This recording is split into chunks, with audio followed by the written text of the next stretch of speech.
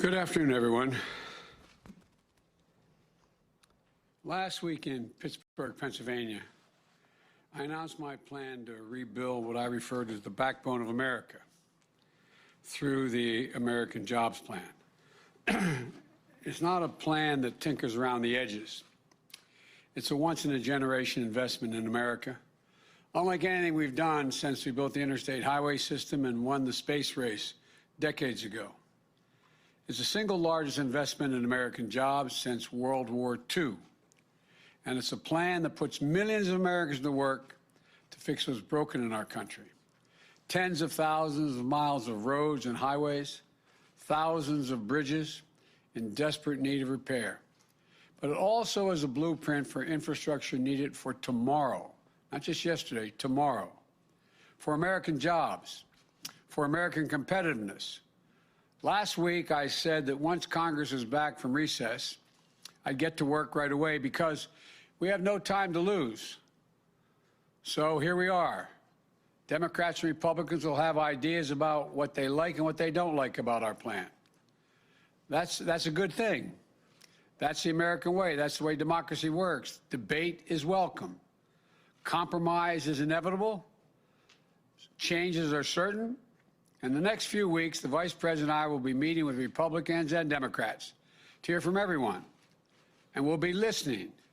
We'll be open to good ideas and good faith negotiations. But here's what we won't be open to. We will not be open to doing nothing. Inaction simply is not an option. Now, since I announced this plan, I've heard from my Republican friends say that many of them say it's too big. They say, why not focus on traditional infrastructure? Fix what we've already got, the roads and the highways that exist and the bridges. I'm happy to have that debate, but I want to tell you my view. We are America. We don't just fix for today. We build for tomorrow. 200 years ago, trains weren't traditional infrastructure either, until America made a choice to lay down tracks across the country. Highways weren't traditional infrastructure, until we allowed ourselves to imagine that roads could connect our nation across state lines. The idea of infrastructure has always evolved to meet the aspirations of the American people and their needs, and it's evolving again today. We need to start seeing infrastructure through its effect on the lives of working people in America.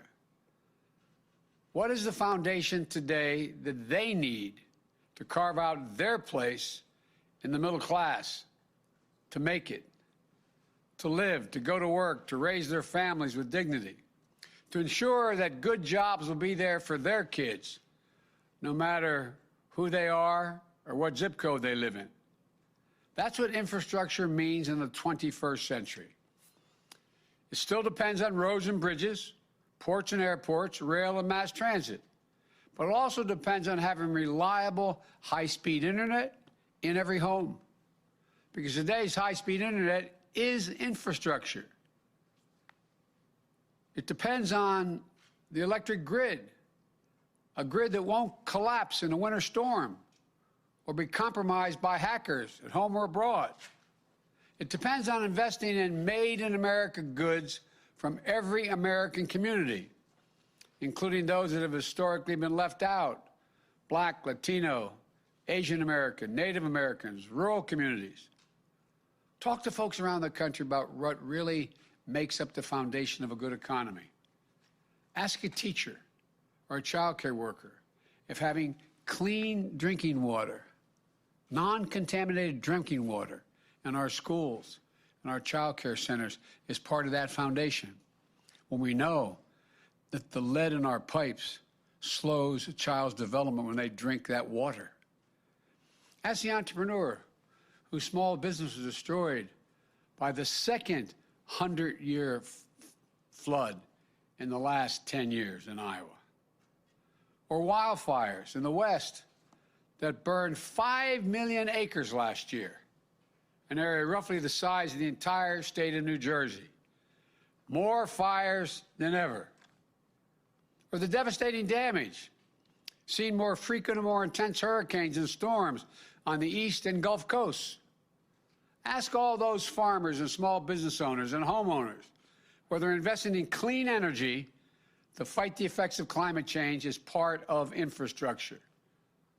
Ask folks in rural America, where more than 35% of the people lack a reliable, high-speed internet, limiting their ability to conduct business or engage in remote learning for their schools.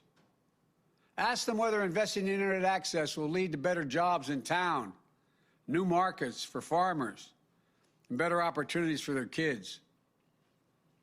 And I'm serious about this. Ask the moms and dads in the sandwich generation, the folks carrying enormous personal and financial strains trying to raise their children and care for their parents, their elderly parents, or members of their families with a disability.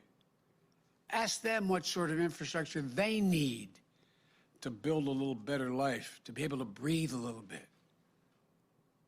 It's expanded services for seniors.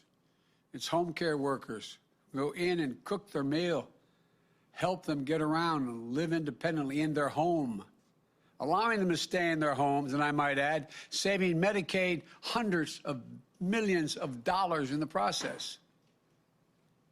It's better wages and benefits and opportunities for caregivers who are disproportionately women, women of color, and immigrants. Or ask our wounded warriors and military families. To my Republican colleagues in Congress, shouldn't we modernize VA hospitals? Update them? Many of them are more than 50 years old. How about the estimate 450,000 post-9/11 veterans with post-traumatic stress disorder, who when they make that emergency call, or their husband, wife, son, daughter makes that call to the VA hospital, Dad needs help, we have to bring him in. And they hear, you have to wait. We don't have room now. Come back, call me back in 8 days, 10 days, 12 days. Look at the more suicides in the military and people getting shot. Is it really your position, my friends, that our veterans don't deserve the most modern facilities that could catch that cancer diagnosis quicker, with access to better roads, cleaner water, high-speed internet that delivers information faster and more of it? Above all, infrastructure is about meeting the needs of a nation and putting Americans to work and being able to do and get paid for having good jobs. Plumbers and pipe fitters, replacing those literally thousands of miles of dangerous lead pipes.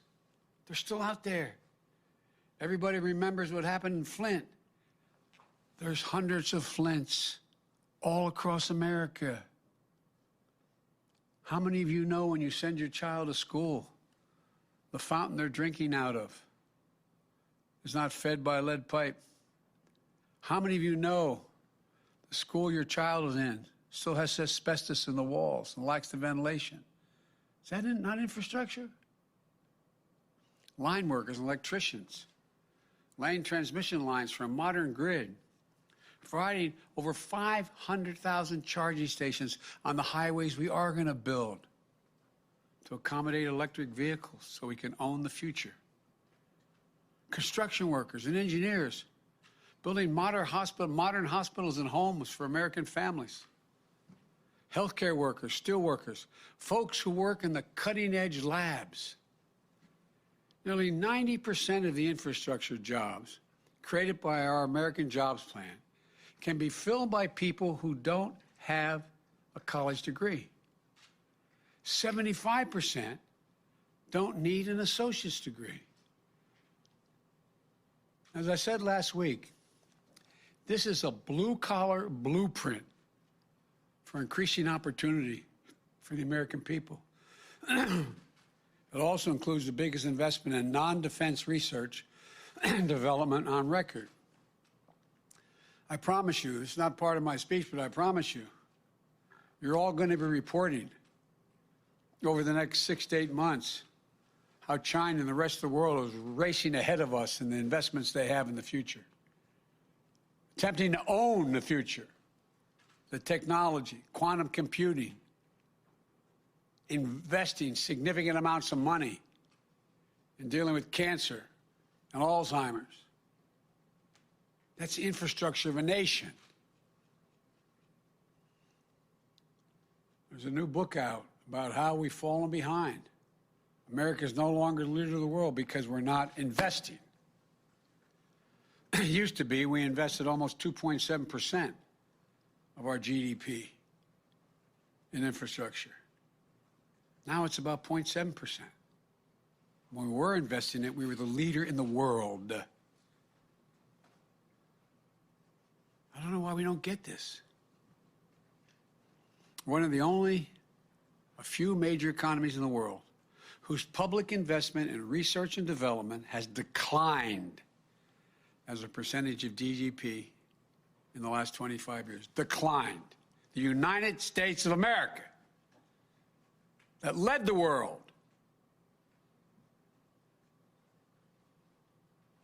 Why does this matter? Investing in research and development helped lead to lithium batteries, LED technology, the internet itself. It helped lead to vaccine breakthroughs that are helping us beat COVID-19, to the Human Genome Project, which has led to breakthroughs in how we understand and fight cancer and other diseases.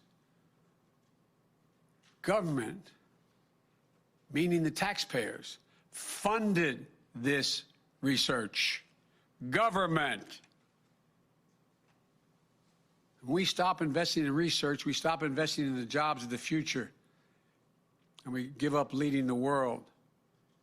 When we do invest in research, what we're really doing is raising the bar on what we can imagine. Imagine a world where you and your family can travel coast to coast without a single tank of gas, or in a high-speed train close to as fast as you can go across the country in a plane. Imagine your children growing up to work in innovation, good-paying jobs in fields that haven't even been invented yet, like the parents of every computer programmer, every graphic designer, every renewable energy worker once did, imagined. We invest today so that these jobs will be here in America tomorrow. So America can lead the world as is historically done. That's why I brought back scientists into the White House. We need to think. Look, do we think the rest of the world is waiting around? We're not going to make those kind of investments the rest of the world is saying. Take a look. Do you think China is waiting around to invest in this digital infrastructure or in research and development? I promise you, they are not waiting. But they're counting on American democracy to be too slow, too limited, and too divided to keep pace. You've heard me say it before. I think this generation can be marked by a competition between democracies and autocracies, because the world is changing so rapidly. The autocrats are betting on democracy not being able to generate the kind of unity needed to make decisions to get in that race. We can't afford to prove them right. We have to show the world. Much more importantly, we have to show ourselves that democracy works, that we can come together on the big things. This is the United States of America, for God's sake.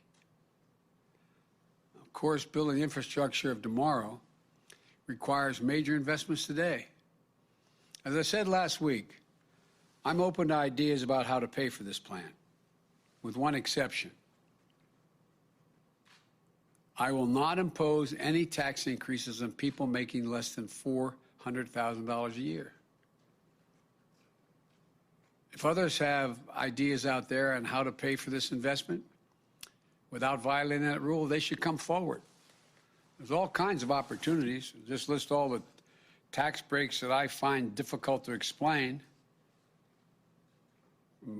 Wealthy deductions, $360 billion if you cap them, top rate of 39%, which it used to be for years, all the way to the Bush administration, almost $250 billion, corporate minimum tax, and the fossil fuel giveaways of $40 billion, et cetera. I could go on. But let me tell you what I proposed, how to do it. We're going to raise the corporate tax rate. It was 35% for the longest time, which was too high. Barack and I thought it was too high during our administration. We all agreed 5 years ago that it should come down somewhat. But the previous administration reduced it all the way down to 21%. What I'm proposing is that we meet in the middle, 28%. 28% would still have lower corporate rates than any time between World War II and 2017. And will generate over $1 trillion in taxes over 15 years. New independent study put out last week found that at least 55 of our largest corporations use the various loopholes to pay zero federal income tax in 2020. It's just not fair. It's not fair to the rest of the American taxpayers. We're going to try to put an end to this. Not fleece them. 28%. If you're a mom and dad, a cop, firefighter, police officer, et cetera, you're paying close to that in your income tax. I've also proposed a global minimum tax, which is being proposed around the world for U.S. corporations at 21%. Let me tell you what that means. It means that companies aren't going to be able to hide their income in places like the Cayman Islands and Bermuda, in tax havens. We're going to also eliminate deductions used by corporations for offshoring jobs and shifting assets overseas. They offshore the jobs, shift the assets overseas, and then don't have to pay taxes on all they make there.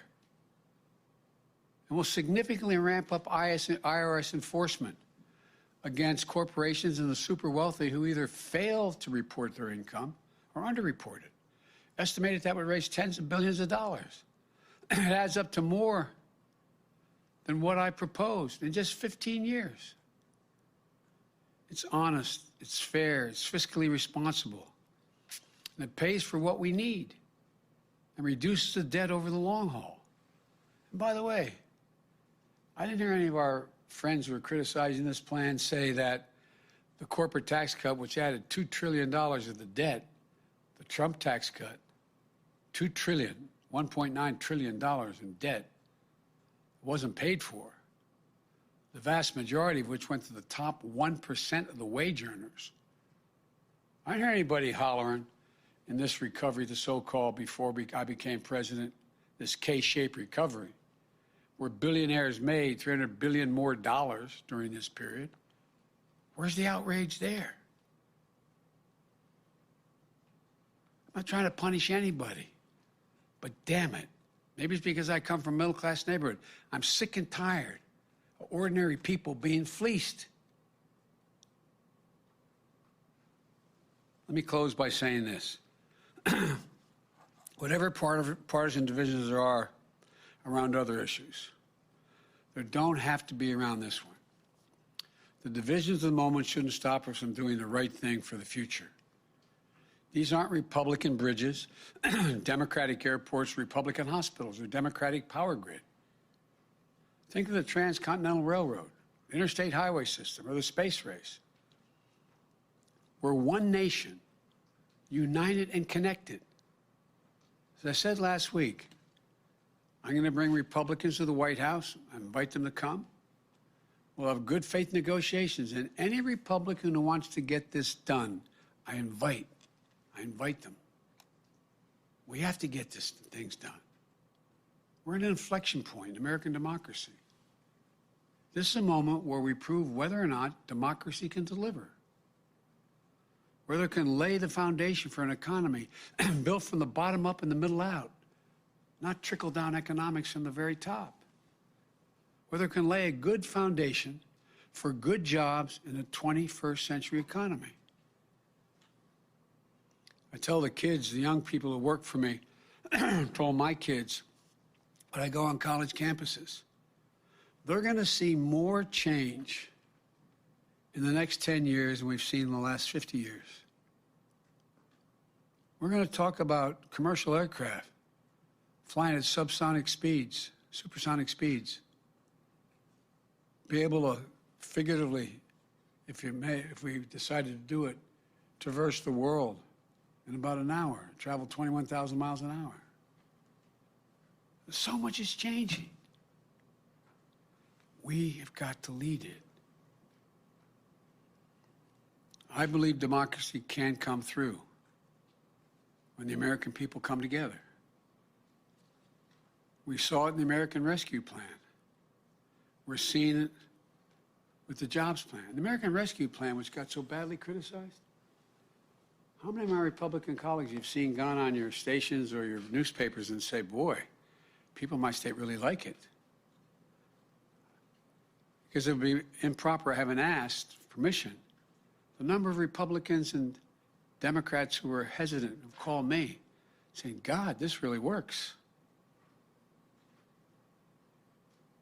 Overwhelming majority of the American people, Democrats, Republicans, Independents, support infrastructure investments that meets the moment. So I urge the Congress, listen to your constituents, and together we can lay a foundation for an economy that works for everyone and allows America to remain the world leader. When we do that, I believe, as I said last week, that in 50 years from now, when people look back, they'll say, this was the moment together that we won America's future. I really believe that. Thank you all. May God bless you, and may God protect our troops. Thank you. Mr. President, are you willing to go lower than the 28% corporate tax rate? I'm willing to listen to that. I'm wide open to, but we got to pay for this. We got to pay. There's many other ways we can do it, but I'm willing to negotiate that. I've come forward the best, most rational way, in my view, the fairest way to pay for it. But there are many other ways as well, and I'm open. Will you have failed on your promise of bipartisanship if you don't get Republicans on board with this plan, your first plan passed along party lines? Look, what I said was I would try to work with my friends on the other side. There are things we're working on together, some of which we passed and some we will pass. But the last plan, I laid out what was available, what I was suggesting, and how I deal with it. And a bipartisan group came to see me. And then the Republican group came to see me. And they started off at $600 billion, and that was it. If they'd come forward with a plan that did the bulk of it, it was $1.3 billion or $4, 2 or 3, that allowed me to have pieces of all that was in there, I would have been prepared to compromise. But they didn't. They didn't move an inch. Not an inch. But for example, I am dealing with a bipartisan group that came to see me. Now it's about, 3-4 weeks ago when they came about computer chips and they said, look, we have to have our own supply. We have to work together. We're working on that. Chuck Schumer and I think McConnell are about to introduce a bill along those lines. So I'm prepared to work. I really am.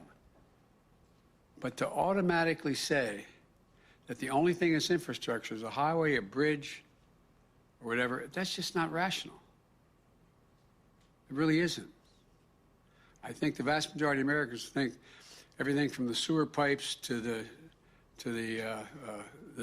sewer facilities to the water pipes, I think they're infrastructure. Anyway, thank you all so very much. What are you going to do on guns?